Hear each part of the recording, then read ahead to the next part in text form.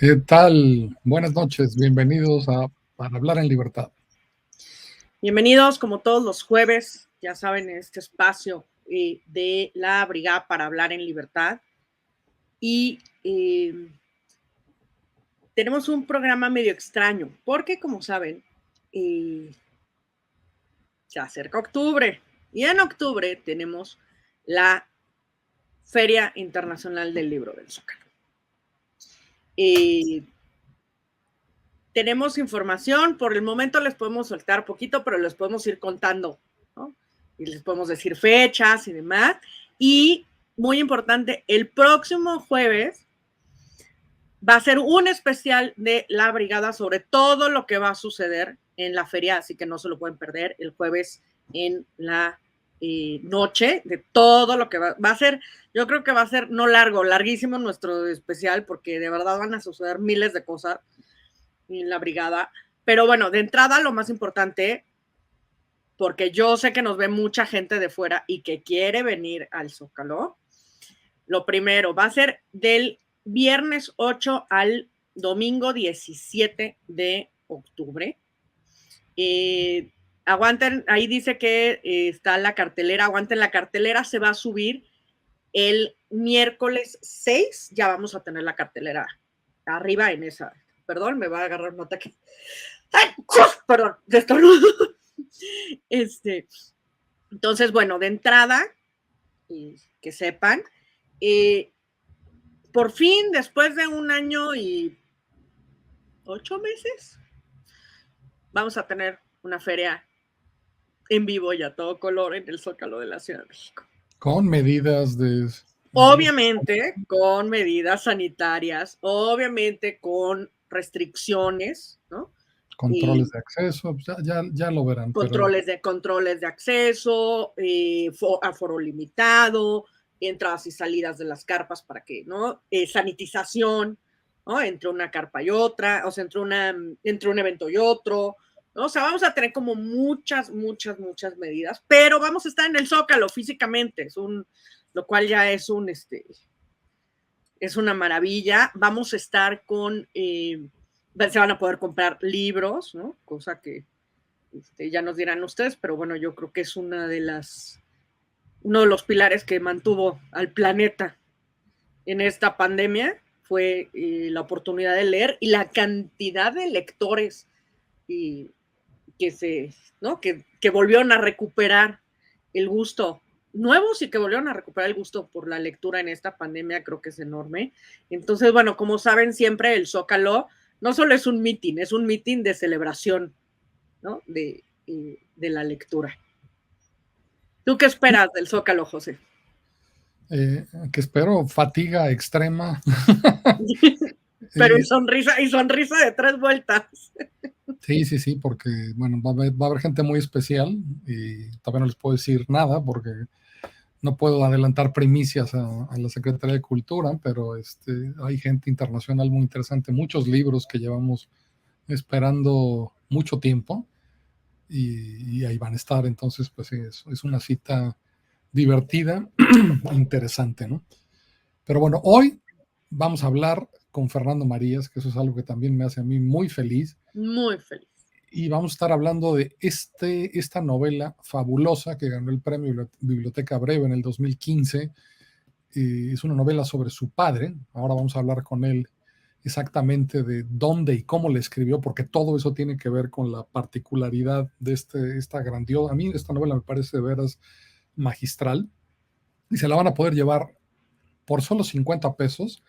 En este momento, como estamos planeando más bien organizando los libros para la Feria del Zócalo, no podemos ofrecerles como todas las semanas que pasen a nuestra oficina, porque nuestra oficina ahorita es un desastre, ¿no? Entre cajas y todo lo que se está preparando, pero vamos a tener esta novela en el Zócalo y entonces pues pueden apartarla, eso sí, no está de más que sí, manden un WhatsApp, aparten su novela y la recogen en la FIL Zócalo.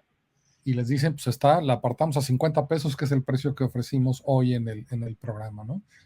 Y entonces pues tenemos una charla ahorita con Fernando Marías, que que grabé en la mañana. Ya saben que las diferencias de horario con España pues no permiten a las 9 de la noche enlazarse en vivo con España, así que la grabamos y bueno, a mí me encantó la charla. Entonces, pues nada, los dejo con Fernando Marías y regresamos en un momento más. Adelante. ¿Qué tal, amigos de la Brigada para la Libertad? Otra vez estamos a jueves en la noche y como saben, todos estas citas son para hablar con autores y recomendarles libros de los que tenemos en nuestra librería, siempre con ese nivel de interés que ya saben que nosotros somos promotores de lectura y no estamos aquí para vender, siempre estamos promoviendo a los autores y los libros que nos interesan. Y hoy, en lo personal, pues tengo el gusto, siempre es un gusto tener a Fernando con nosotros y para hablar de un libro que a mí, bueno, por lo general casi todo lo que ha escrito Fernando me encanta, pero este libro en particular del que vamos a estar hablando hoy, La Isla del Padre, me parece fabuloso, ¿no? Yo como arquitecto, y seré muy breve en mi introducción de qué es lo que veo en particular de este libro, un poco para darte pie y dar una introducción. Yo soy arquitecto y hay un libro que me fascina, que es La Poética del Espacio, de Gaston Bachelard. A lo mejor lo conoces, un filósofo francés, que él lo que hace es un libro que está ordenado por espacios de una casa, ¿no? Él está ordenando sus recuerdos de infancia.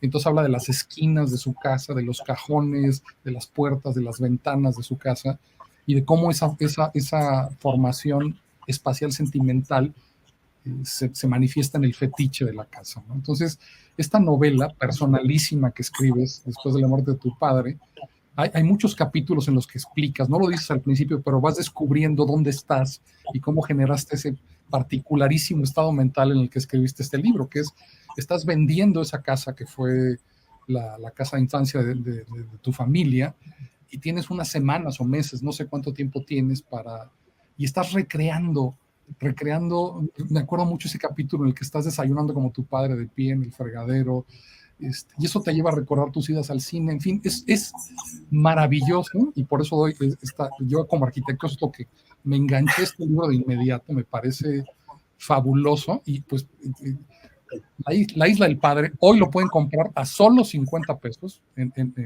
y les pido que desde ahora manden, ya saben, al WhatsApp de la brigada, nos manden su mensaje y aparten el libro antes de que se acaben y antes de que Fernando empiece a hablarnos de él. Y Fernando, de veras qué gusto que tengas tiempo de hablarnos de la fabulosa Isla del Padre, ¿no? Pues lo mismo digo, porque a ver, hay una cosa, eso que comentas de la casa, es curioso.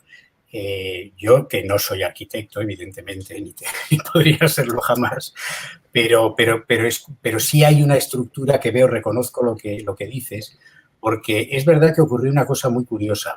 Más allá de que cuando murió mi padre yo puse en marcha esta escritura, porque tenía la idea desde que enfermó. Él enfermó en 2009 y murió en 2013. En esos 4 años fui creando la idea de escribir un libro sobre él, sobre mi relación con él, sobre lo que había sido nuestra vida en común. Y cuando murió empecé y ocurrió una cosa muy curiosa. Mi madre enseguida se fue a vivir con mi hermana y la casa decidimos venderla, porque la casa es, bueno, una casa que no tenía sentido ya mantenerla, ¿no? Era una casa antigua, nadie iba a vivir en ella. Entonces yo empecé a escribir en esa casa.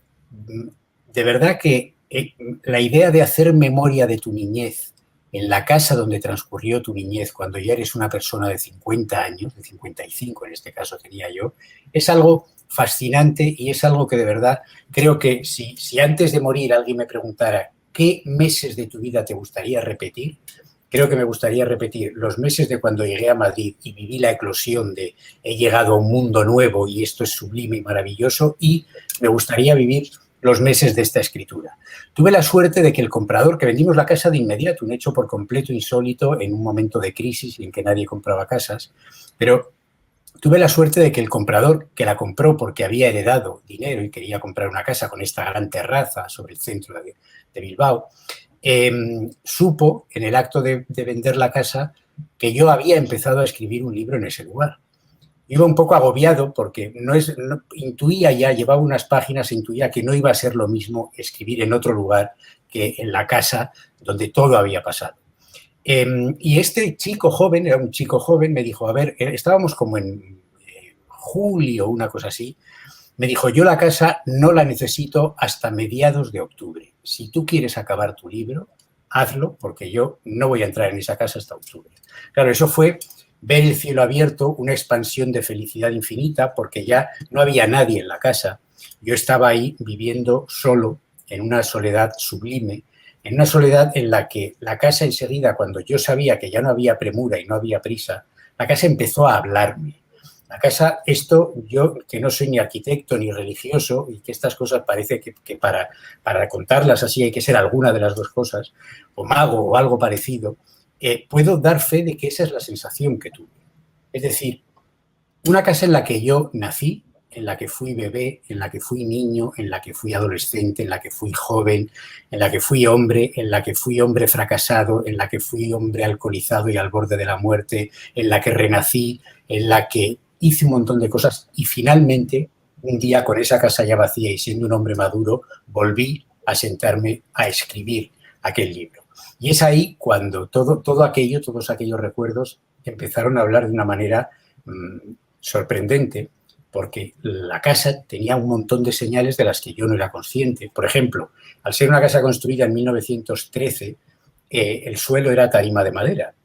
Entonces yo observaba todo, cuando no escribía lo miraba todo. Y por ejemplo, veía las tablas de madera del suelo y veía que por el paso del tiempo estaban llenas de heridas, digamos, de la madera, ¿no? Es decir, aquí una vez se raspó algo con algo, aquí una vez alguien clavó un clavo para no sé qué y quedó una marquita. Esas marcas eran todas reconocibles. Yo decía, estas marcas las he visto cuando era niño. Y por otra parte, también se dio el proceso contrario, porque mis hermanos y yo decidimos vaciar la casa para que eso no fuera un trauma doloroso cuando muriese mi madre, quitar todas las cosas de la casa. De manera que fíjate por un momento que yo me levantaba por la mañana, me hacía un café en la enorme cocina de la casa, fantaseaba hablando con mi padre muerto que se me aparecía para escribir la novela conmigo, y entonces esto un novelista se lo puede permitir, ¿no? Normalmente los muertos no se aparecen, pero mi padre, doy fe de que venía y hablaba conmigo y se tomaba un café. Y decía, voy a hacer esta escena, tal. Lo digo con el tono, digamos, en un tono un poco humorístico y literario. Evidentemente era yo quien lo evocaba a él, ¿no? Y entonces escribía un rato y cuando me cansaba bajaba a dar un paseo y cada vez que bajaba a dar un paseo, cogía algo de la casa y lo tiraba a la basura. A una ropa vieja, unas toallas que ya no se iban a usar para no tener que pasar ese trance de vaciarlo de golpe cuando mi madre falleciera. Así que, por una parte estaban los recuerdos y por otra parte estaban los antirrecuerdos, que yo iba eligiendo lo que iba a tirar y había cosas a las que amnistiaba, igual que hacía con los libros Pepe Carballo, el personaje de Vázquez Montalbán, pues yo de pronto iba a tirar un libro viejo, que era un libro sobre máquinas de barco de mi padre, y de pronto algo me decía, no lo tires todavía, tira mejor esos platos que ya no vas a usar, pero este libro no se sabe lo que te puede contar, ¿no? Y la verdad es que una casa es un ser vivo cuando uno ha vivido en ella. Yo me asomaba a la terraza y recuerdo que un amanecer estuve mirando por la barandilla a la terraza. Obviamente la barandilla es la misma de siempre. Siempre fue la misma barandilla, siempre daba a la misma esquina de Bilbao. Y recordé cuando mi madre con 15 años me contó que ella, siendo una niña, había visto el 19 de junio de 1937, cuando las tropas de Franco entraron en Bilbao, vio una imagen que se me ha quedado, que he utilizado en algún libro, y vio una tanqueta de los vencedores que llevaban una bandera española clavada en la tanqueta y luego iban arrastrando una bandera republicana por el suelo, rota, vieja. Y a mí esa imagen, mi madre dice, esa imagen se me quedó y me la contó a mí y yo la escribí y ahora le estoy contando. Quiero decir que, y eso me lo recordó en realidad la casa, ¿no? O sea que entiendo muy bien lo que dices de esa idea del arquitecto, porque este libro no habría sido el mismo si yo lo hubiera escrito en el mejor hotel del mundo, en la mejor casa del mundo. No habría sido lo mismo. Estaba con el lugar donde ocurrieron los hechos que conté.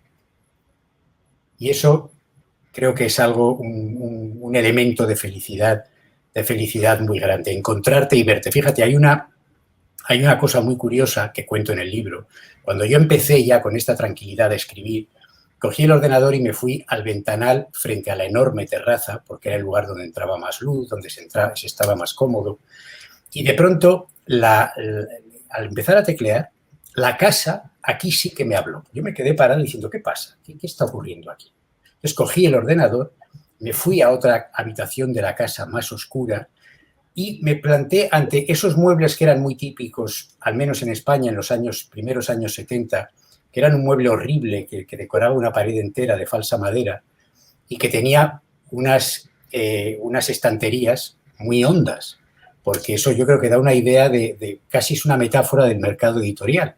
Para colocar un libro allí tenías que meterte hasta el fondo de la estantería y casi desaparecías. Era más casi una especie de agujero negro que una estantería, ¿no? Y recuerdo que este mueble tenía un secreter, no sé si en México llamáis secretera, una tabla que está levantada y que tú metes la llave y la bajas y se convierte en una mesita. Y ese era el lugar donde la casa me llevó para escribir. Y yo cuando empecé a escribir pensé, ¿por qué me habrá traído aquí? Hasta que empecé a reconocer sobre el tablero y también en los pequeños cajoncitos que había delante, empecé a reconocer unas muescas extrañas, unos números, unas muescas extrañas, sobre todo muescas a la altura de donde estaba el ordenador. Y recordé que cuando yo tenía 15 años y necesitaba acabar el colegio y aprobar el bachiller para poder ir a Madrid a estudiar cine, que era el gran sueño de mi vida y que es el acto por el cual estoy aquí ahora, yo tenía que aprobar matemáticas y yo era un negado para las matemáticas, no sabía nada, no entendía nada. Entonces trataba de aprenderme aquellos conceptos con la idea de decir, si no aprendo esto, no aprobaré y no podré irme a Madrid. Odiaba al libro de matemáticas. Y entonces tenía un pequeño abrecartas metálico con el que mientras memorizaba aquellas cosas que no entendía, con la esperanza de aprobar, con el abrecartas iba acuchillando el libro, que cada vez era más un guiñapo, una especie de herida permanente de papel, y algunos de esos golpes caían sobre el tablero.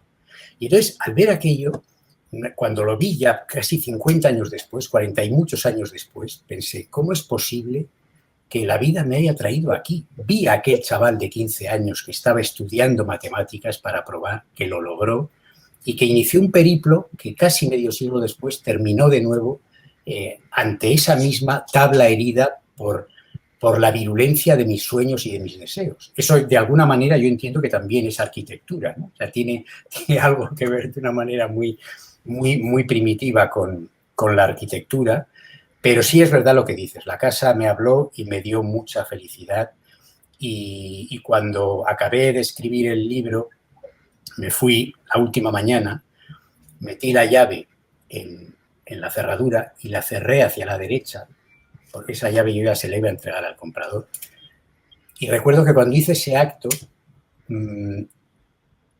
pensé en la historia que siempre se había contado en mi familia, que es que cuando mi abuela, mucho más joven que cuando yo cerré la casa, cuando ella y su marido eran una pareja de 23 años, que alquilaron esa casa y entraron a vivir, al cerrar la llave me vino a la cabeza la idea de casi 90 años atrás o 92 años atrás, mi abuela metiendo la misma llave y girándola en el otro sentido para abrir la puerta, para entrar, probablemente esa pareja joven admirándose qué terraza más bonita, qué maravilla, qué casa más buena, todo tan nuevo, sin sospechar que ahí vivirían una guerra, sin sospechar que ahí tendrían 3 hijos, 2 de los cuales serían felices y no sería muy desdichado, sin sospechar que ahí nacerían sus nietos, sus bisnietos de esa pareja, y desde luego sin sospechar que uno de esos nietos, es decir, yo, un día contaría toda esta historia y la iría narrando a quien quiera escucharla. Es un libro, La isla del padre, que me dio mucha felicidad y mucha alegría, mucha paz también. ¿Qué más quieres decir? Me parece otro de los hay un eco, ¿verdad? No, yo oigo perfectamente. Deja bajar un poco el volumen. Me parece que otro de los temas del libro es la memoria, ¿no? Si mientras estás recorriendo la casa y evocando todas estas historias que cuentas, también estás haciéndote consciente de cómo te formaste tú, ¿no? Pienso particularmente en tu memoria de cinéfilo, ¿no? De repente hablas ahí de una ida al cine con tu papá a ver una película bastante floja, El Soldado Azul, que yo no he visto, pero ya la estoy buscando, en la que te enamoras de Candice Bergen, la actriz que... Y luego, después de que cuentas la anécdota, antes de que termines el capítulo, dices, pero es que hay un añadido, que de ahorita me doy cuenta, que yo la vi en una versión doblada al español y me enamoré de la voz, porque ahora que escucho la voz de Candice Bergen, pues descubro que no es... Entonces, estos niveles de memoria y de cómo te construiste emocionalmente, también están en el libro, me parece un descubrimiento también increíble. Y además esa en concreto es una historia que tiene continuidad, porque yo cuando vi aquella película con 14 años, Soldado Azul es una película muy curiosa, yo le tengo gran cariño. Es una película muy bien intencionada, muy como era el western de Hollywood, del Hollywood progresista de la época, es decir, subrayando claramente cómo el séptimo de caballería había asesinado vilmente a los indios, haciendo comparaciones con la guerra de Vietnam, pero a la vez con un tono hippie que en algunos momentos la pista hoy en una película un poco ridícula en algunos aspectos, ¿no? Pero ahí estaba Candice Bergen, yo me enamoré de ella perdidamente, yo quería correr para ser cineasta, ganar el Oscar, irle a pedir matrimonio antes de que tenía la sensación de que estaba perdiendo el tiempo, ¿no?, haciendo eso.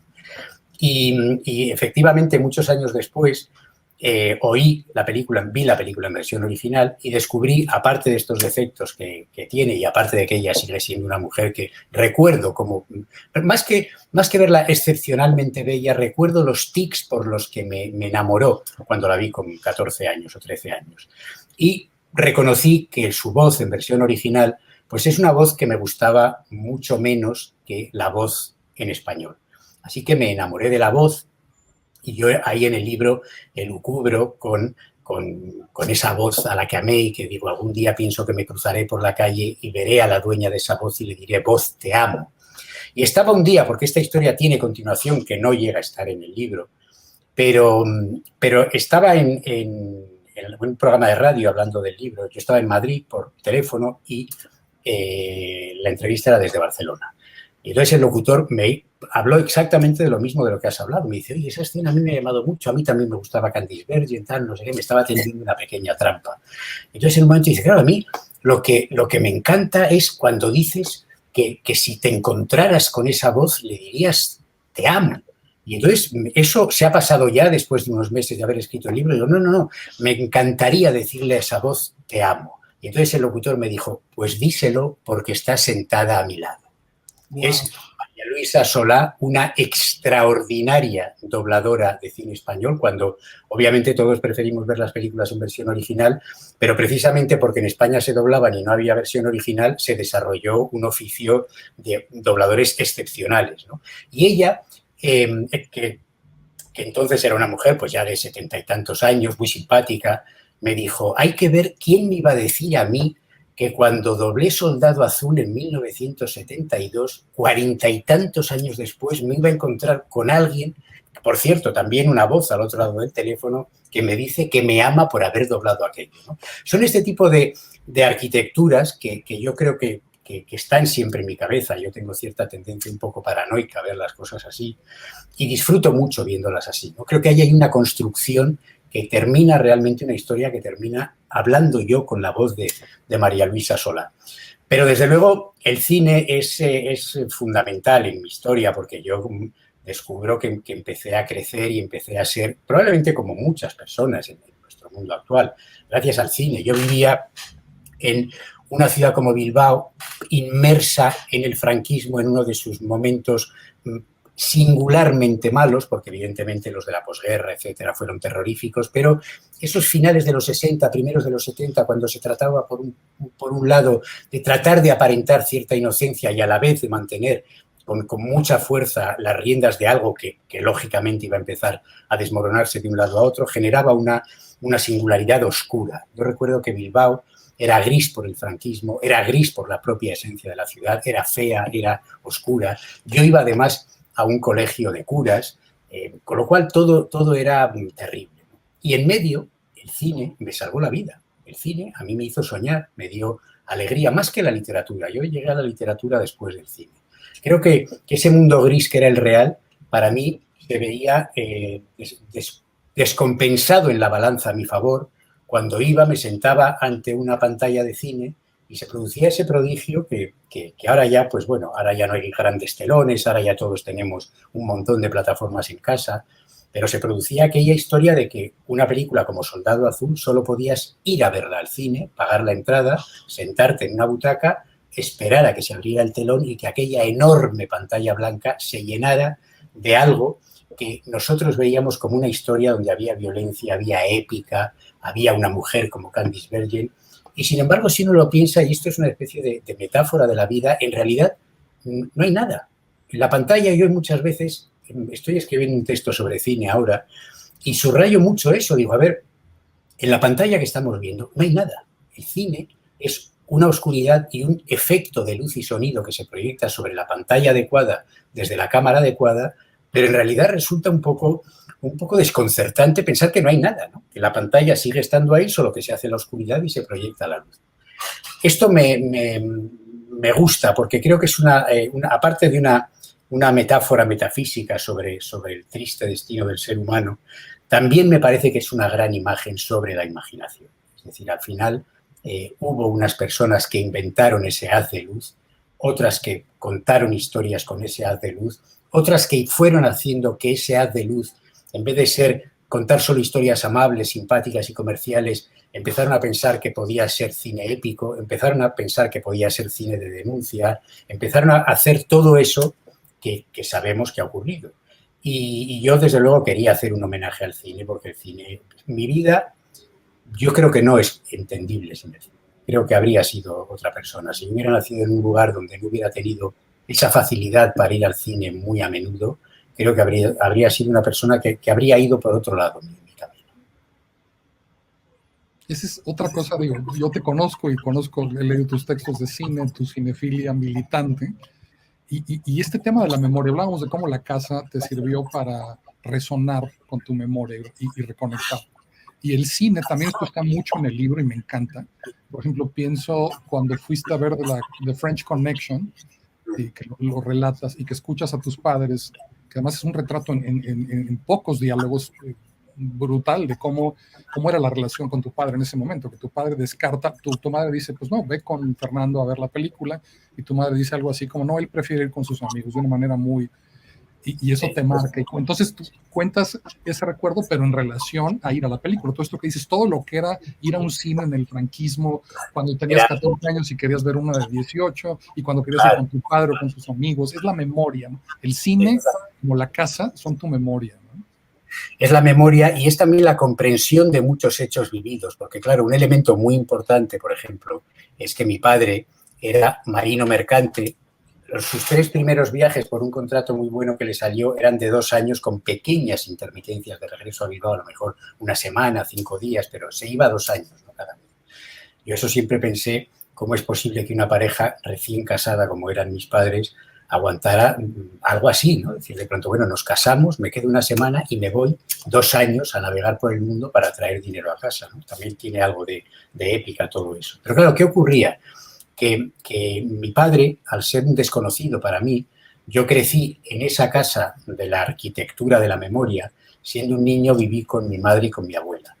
Y yo era un niño emperador. Yo era un niño que tenía un capricho y mi madre o mi abuela, muy mal hecho, esto después mi psicoanalista me dijo, muy mal tu madre y tu abuela. Te hicieron un niño consentido, te daban todos los caprichos y probablemente han potenciado que seas un ser egoísta, caprichoso y megalómano, ¿no? Y lo decía con cariño, pero lo decía. Y claro, de pronto en esa casa entra un hombre grande, adulto, llega, yo lo recuerdo vestido de negro, con una maleta, llega a la puerta de la casa. Y ahí, la primera vez que yo lo conozco, yo debía de tener 2 años y pico. Esta es una historia que me gusta mucho contar porque yo sé que los niños con esa edad no pueden aprender detalles tan concretos. Pienso que mi madre nos contó a mis hermanos, a mí, sobre todo a mí, esta historia, y la contaba una y otra vez, probablemente con el deseo, tal vez, yo pregunté, desde luego, no sé si de que yo la escribiera algún día, pero desde luego sí que no la olvidara. Y entonces cuando entró mi padre, mi madre, tratando de ser amable, yo me escondí debajo del mueble del teléfono y ella muy así, simpática, dijo, mira, este es papá. Y yo pregunté, ¿cuándo se larga? En el acto. Era, claro, obviamente para mi padre aquello fue un mazazo demoledor y ahí comenzó eso que que a mí me gusta llamar en el libro el miedo mutuo. Él tenía miedo de venir a casa porque primero yo y luego mis hermanos no tenía claro que le quisiéramos, y nosotros no queríamos que viniera a casa porque rompía la monotonía afable que ya teníamos, ¿no? Y el libro esencialmente cuenta a través de muchas historias y de muchas películas, de muchas memorias mías, de muchos libros también, cuenta cómo mi padre y yo perdimos ese miedo mutuo. Yo diría que el libro trata sobre cómo adquirimos el miedo mutuo y cómo lo perdimos y llegamos a tener una relación tan buena que culminó en la escritura de este libro. Hablando de arquitecturas, de nuevo, a mí caí en la cuenta cuando escribí el libro de que ese encuentro, esa pregunta de cuándo se larga mi padre es algo que ocurrió en la entrada de la casa en 1961 aproximadamente. Y mi padre, cuando empezó a enfermar, tuvo un desmayo un día por la mañana, lo encontró mi madre en un vómito de sangre. Esto era 2009, es decir, habían pasado casi 50 años también, 48 años me parece. Y ahí comenzó la muerte de mi padre. Ahí luego hubo ya que llevarlo al hospital, hubo que hacerle una seria y terrible operación, empezó su decadencia hacia su final. A mí me fascina pensar que la caída donde él cayó al suelo en ese charco de sangre era exactamente el mismo lugar del pasillo junto a la puerta donde se paró de pie y vio cómo su hijo pequeño le decía: ¿cuándo se larga este tío? Es una idea de círculo que se cierra, ¿no? de arquitectura, en definitiva, una arquitectura circular que se va modulando de una manera que ha ido aflorando a medida que escribía el libro. Yo de estos detalles no era consciente. Un día te pones a escribir, empiezas, tratas de ahondar en una escena concreta y de pronto esa escena te va dando detalles como este, ¿no? Como si el libro o la casa te dijera: ¿te has dado cuenta de que tu padre cayó al suelo sin conocimiento en el mismo lugar donde hace medio siglo entró y tú lo viste por primera vez? Son esas cosas que a mí me llaman mucho la atención. Y me parece que es, de nuevo, la confirmación de que la realidad es una novela, por un lado, y desde luego la memoria es otra. Esa es un poco una de las tesis que yo sostengo en el libro. Es decir, todo lo que recordamos ocurrió de una manera, y necesariamente, sobre todo cuando ha pasado mucho tiempo, cuando son cosas muy importantes, primero las recordamos hondamente, no las olvidamos, están ahí. Pero otra cosa es que a la hora de rememorarlo y a la hora de transcribirlo, los recuerdos pueden aflorar variados. Es posible que yo, el día que fui a ver Soldado Azul, no fuera un lunes, sino fuera un miércoles. Es posible que, quiero decir, son cosas que vas adornando, pero al final lo que verdaderamente está ahí, lo sólido y lo principal, es cómo los detalles afloran a la hora de escribir en esa novela que es la memoria, a partir de un hecho que verdaderamente se quedó grabado en mí, ¿no? Que es, en este caso, aquella idea de sentarme delante de una pantalla de cine con 14 años, cuando empieza el feroz y hermosísimo bullicio sexual de esa edad, y de pronto yo sentí algo que no había sentido nunca, la presencia de aquella mujer en la pantalla, que me hizo literalmente enamorarme de ella. Yo después, cuando me he enamorado, he dicho: esto es lo mismo que cuando vi a Candice Bergen en Soldado Azul. Es exactamente la misma sensación, solo que las mujeres reales son reales y Candice Bergen era una luz proyectada sobre un trapo blanco. Hay otro momento, y también es la arquitectura del libro, en el que, y ahí es donde de que tienes un tiempo limitado en la casa. Hablas de un preepílogo, que me parece un concepto fascinante. Escribes el epílogo del libro como a la mitad de la narración. Te explicas. ¿Por qué decidiste hacer un epílogo? Pues porque los epílogos, es curioso, la idea del epílogo tiene una función muy concreta. O sea, tú dices la palabra epílogo referida a un libro o a cualquier cosa, pero desde luego referida a un libro, el epílogo es aquello que está cuando el libro ha terminado, unas notas más que añade el escritor, ¿no?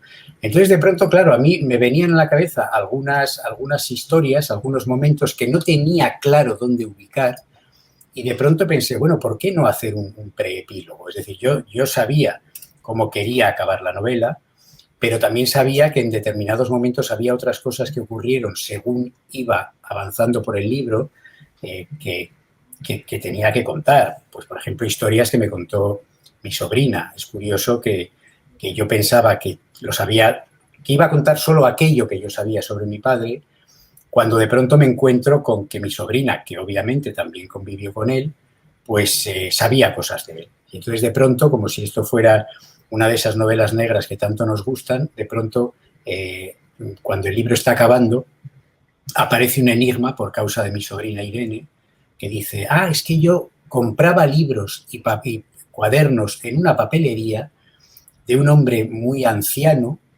cuyo hermano, o cuyo hijo, no recuerdo, había ido en el mismo barco que tu padre en 2 ocasiones y tenía memoria de él. Y entonces yo inicié una curiosa investigación para tratar de saber qué información podía tener. En una novela negra sería decir, el detective va detrás de esa persona porque puede saber quién es el asesino. En este caso yo fui detrás del hermano de este librero porque pensé que a lo mejor me iba a contar algo crucial.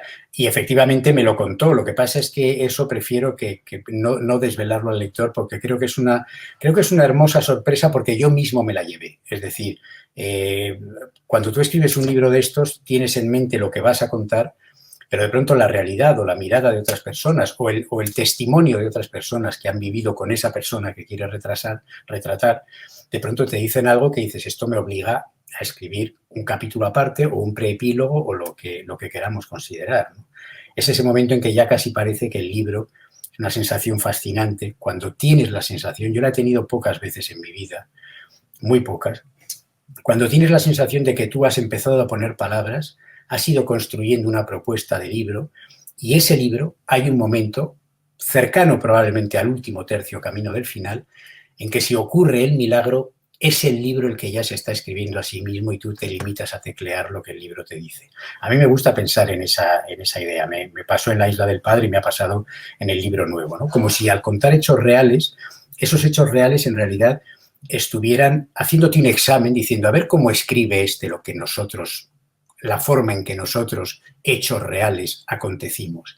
Entonces, si los escribe bien, vamos a ir dándole más cosas. Y de pronto hay un momento en que yo sentí que tomaban realmente el timón del barco, del libro, y lo llevaban ellos a buen puerto y yo me limitaba a escribir, a teclear. Así se lee, Fernando, se lee como si estuviera prescrito. Sí, yo creo que sí. Yo cuando lo he vuelto a leer, ahora es una cosa muy curiosa, he hecho el audiolibro, grabándolo con mi voz, y es muy curioso cuando lo lees con tu voz, de pronto es una sensación muy diferente a haberlo escrito, porque fluye de otra manera distinta, de la misma forma que leyéndolo en voz alta ves, de pronto dices, esta frase es una subordinada demasiado larga, procuraría hacerla recortarla un poco, pero vas percibiendo ese fluido y esa cadencia. Si existen, lo percibes.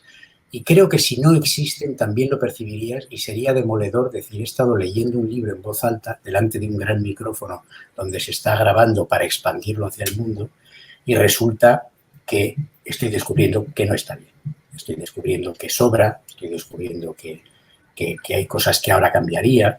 Por eso me gusta tanto ir tan despacio con los libros, por eso me gusta tanto que mis libros sean muy pausados, muy espaciados, porque sé que cuando se escriben y los dejas reposar y los vuelves a leer, hay un nuevo momento del segundo reposo en que el libro también te sugiere cosas. Y es tal la concentración que tú tienes en eso que has contado, que de pronto hay algo que has escrito, que una noche, en mitad de la noche, te despiertas diciendo, debería añadir esto. Esto es fundamental que sea añadido para que el libro adquiera la mayor consistencia posible. Consistencia que yo imagino que en realidad será imposible al 100%, pero a mí una de las cosas que más me gusta de la literatura es que precisamente es eso, son propuestas que tú haces en la que intentas que sea lo más coherente posible, lo más emocionante posible y que se establezca una comunicación lo más grande posible con el lector. Ese es un trabajo honesto, paciente, que requiere perder la vanidad, que requiere prescindir de los editores en el momento en que estás escribiendo. No puede haber prisas, no puede haber presiones, no puede haber nada. Estás nada menos que escribiendo un libro que quieres que una persona que no te conoce de nada al otro lado del mundo lo abra y se sienta lo suficientemente seducido como para leerlo hasta esa página final en la que tú esperas que haya un instante en que se conmueva. Yo ya no, te quería contar. Mi padre murió en abril de 83 años, y yo empecé a leer La Isla del Padre cuando mi padre estaba en plena convalecencia del cáncer, ¿no? Y cuando lo empecé a leer me dio miedo. Dije, no lo puedo leer ahora, me parece que está demasiado cerca, ¿no? Pero muy pronto me di cuenta, conociéndote, dije, no, déjame, de inmediato me atrapó. Y de inmediato también me di cuenta que a pesar, o sea, que el desenlace, que ya nos contaste un poco el arco de cómo es la relación con tu padre, pues yo sentía lo mismo, porque mi relación también fue muy conflictiva con mi padre en etapas tempranas, ¿no? Y logré, con esa brutal honestidad que tú tienes y que yo creo en eso, llegar a una buena relación y sanar amorosamente todos esos conflictos. Entonces, yo personalmente lo recomiendo porque así lo viví. Me reiteró esta convicción, ¿no? Encontré eso, y eso es a nivel personalísimo, y eso pues me parece también un libro que tiene ese aporte, ¿no? Y que para mí, te repito, yo creo que este es probablemente mi libro favorito de todos los que te he leído, junto con Esta noche moriré y La luz prodigiosa. Me parece un libro deslumbrante por muchas razones. He hablado de algunas, pero podría hablar horas y horas de lo que me gusta, pero bueno, no quiero abusar de tu tiempo, y simplemente recordarles que tenemos pocas copias. Manden ya su mensaje. A 50 pesos se pueden llevar y descubrir a Fernando Marías, que por cierto, también quería mencionarlo, lleva ya rato circulando en México con una de sus primeras novelas, que es maravillosa también, La luz prodigiosa, editada en el Fondo de Cultura Económica a un precio accesible. Está también a 60 pesos. De veras, acérquense a Fernando Marías, está circulando. Yo espero que pronto lo podamos tener en una de nuestras ferias en México. Es uno de mis sueños. Iremos a ello. Pronto va a ser lo siguiente, eso ya toca. Ya estamos hartos de estar encerrados y ya toca hacer un viaje para hablar de esto, de arquitectura, de padres, de hijos, de etcétera, etcétera, para hacerlo ya en persona, porque ya la tele nos gusta, pero no tanto, ¿no? Y a ver si logramos que tu libro que acaba de salir, lo tenías ahí al lado, ¿por qué no nos lo enseñas? Arder se llama... Se llama Arde este libro. Arde este libro. Sí. Que lo describiste como una continuación de La Isla del Padre, bueno, ¿no? Como un libro que se parece. Ya que es un complemento, es una historia en la que también es el mismo estilo de autoficción, es una historia que cuenta la muerte de mi compañera de muchos años por causa del alcohol y su tragedia personal y su odisea terrible, y de paso pues cuenta mis años de juventud en Madrid, mi propia caída en el alcohol, mi propia resurrección, porque yo mantengo que el 1 de octubre, por cierto, pasado mañana, el 1 de octubre de 1997, en la Plaza de Santa Ana de Madrid, yo morí y acto seguido resucité. Esto lo demuestro en el libro que he escrito. Y me gusta mucho decirlo porque además creo que me entenderás. Es decir, ahora mismo estás hablando con un resucitado, que no es lo mismo que hablar con una persona normal. Hay que reconocer que los resucitados tenemos un toque diferente, ¿no? Y es eso lo que cuenta el libro, pero es un libro más oscuro, más trágico, más duro. Me faltaba por contar esa historia. Yo creo que es más que una continuación, es un complemento de La Isla del Padre. Ambos libros hablan de las dos muertes importantes que ha habido en mi vida. Mi madre murió el año pasado, pero no tengo previsto hacer un libro sobre ella. Esta beta ya ha terminado. Entre otras cosas porque en La Isla del Padre ella está también sobrevolando la novela, está ahí presente. Entonces yo creo que son dos libros en los que he logrado pues serenar mi espíritu, sacudir mis fantasmas y encontrarme a bien con ellos y a bien conmigo mismo respecto a ellos. O sea que... Espero de veras leerlo muy pronto. Te agradezco el tiempo y la generosidad, Fernando. Siempre es un gusto estar contigo. Es un placer. Continuemos hablando de literatura, de cine, de vida y de todo lo que tanto nos gusta. Pronto, pongámonos en la cabeza hacerlo pronto en persona. Te mando un abrazo, querido. Cuídate mucho. Un abrazo grande, disfrutad y pasadlo bien. Y un abrazo a Fermín Goñi, que creo que acabas de hablar con él. Por supuesto. Lo saludaré de tu parte, por supuesto. Hazlo. Un abrazo muy grande. Un abrazo, Fernando. Cuídate. Pues esa fue mi entrevista con Fernando. Como ven, es un escritor fascinante y este libro es uno de sus mejores libros. De veras, si no lo conocen, es una oportunidad fabulosa para descubrir a Fernando, que también lo mencionamos en la entrevista. También está circulando en el Fondo de Cultura su primera novela, La luz prodigiosa, una Es una novela historia maravillosa preciosa. también, con Federico García Lorca como personaje central. Entonces también pueden buscarla y está al mismo precio, 50 pesos en el Fondo de Cultura. Entonces, pues los dejamos con esa tarea y les recordamos las actividades de esta semana en la brigada, que son pocas porque estamos concentrados en el Zócalo, pero ya saben que los domingos tenemos otro episodio más de libros e historias de Paco, con un capítulo dedicado a un grupo, a un colectivo de escritores italianos que se llaman Wu Ming, un nombre bastante extraño, Wu Ming. Platícales un poco de Wu Ming, amor. Wu Ming es un colectivo, son 4 chavos. No sé, no sabemos cómo son, nunca se han dejado ver en público ni fotografiar. Firman como colectivo y hacen novela río, hacen novelas con miles de historias que se van juntando. La característica, digamos, más impresionante las 2 características más impresionantes de este trabajo de Wu Ming, primero es trabajo coral, ¿no? A 4 voces, en donde el nivel de escritura es tal, las historias que van contando, ¿no? O sea, cómo van enlazando este tipo de historias, los Wu Ming, y además el nivel de información, ¿no? Y literaria que tienen y de anécdota literaria, te devoras, ¿no? Te devoras los libros. Es una cosa muy extraña porque estamos como muy acostumbrados o sea, esta idea, digamos que este colectivo, ¿no? Nació en un momento en el que de pronto dijeron, a ver, frente al bestseller que siempre te cuenta lo mismo, ¿no? En donde las historias ya dieron 4 vueltas, vámonos a meter a todos en cintura, vamos a contar una historia y en donde además la parte de escritura, ¿no? Sea de verdad excelso, ¿no? El trabajo de este super colectivo, ¿no? Eso es el domingo. Entonces eso es el domingo, no se lo pierdan. Se llaman Wu Ming. Y el martes tenemos el episodio 36 de Martes de Marx. El curso de Historia de la Izquierda Mexicana, que también tiene, esa noticia sí se las podemos adelantar, ¿no? Este martes todavía es en vivo desde su casa, Oscar, pero el siguiente, es decir, dentro de 15 días, en plena Feria del Zócalo, va a haber un martes de Marx. Martes de Marx en el Zócalo.